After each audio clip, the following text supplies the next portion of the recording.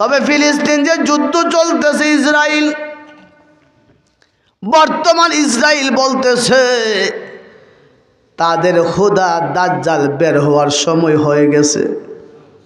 নাউজুবিল্লাহ। এরা বলে দাজ্জাল মাসিহ, মাসিহ মানে অতি ভ্রমণকারী, যিনি সারা পৃথিবীর প্রত্যেকটা জায়গায় ভ্রমণ করবে।